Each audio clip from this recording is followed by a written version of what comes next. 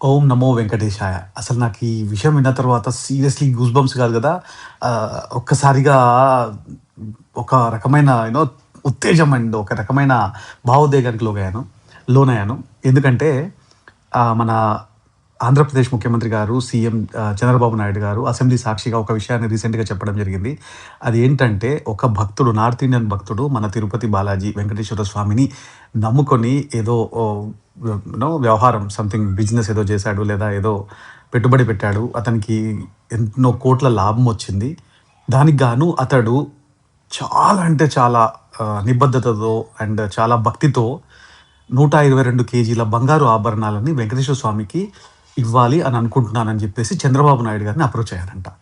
122 కేజీలు ఏంటి స్వామి అని మీకు డౌట్ వస్తే గనక, ఆయనకి ఎవరో చెప్పారంట ఆ భక్తుడికి, మన వెంకటేశ్వర స్వామి ఒక రోజు అంటే ఇన్ ఎ డే 122 కేజీల బంగారు ఆభరణాలను ధరిస్తారంట. సో ఒక రోజు బంగారం ఎంతైతే వెయిట్ ఉంటుందో అంత వెయిట్‌ని నేను ఇవ్వాలనుకుంటున్నాను సార్ అని చెప్పేసి చంద్రబాబు నాయుడు గారిని అప్రోచ్ అయ్యారంట. ఈ విషయం విన్న తర్వాత నాకు ఫ్యూజులు ఎగిరిపోయాయి అసలు సీరియస్‌లీ. అండ్ నిజంగా కలియుగ దైవం, కలియుగ ప్రత్యక్ష దైవం, నభూతో నభవిష్యత్ అంటారు కదా! వెంకటాచల సంస్థానం. సో నిజంగా వెంకటేశ్వర స్వామిని నమ్ముకొని ఏ పని చేసినా కూడా సక్సెస్‌ఫుల్ అవుతుందని చెప్పేసి నేను ప్రగాఢంగా నమ్ముతున్నాను. అండ్ ఈ విషయం నాకు అందరితో పంచుకోవాలనిపించింది. అందుకే చెప్తున్నాను. Thank you.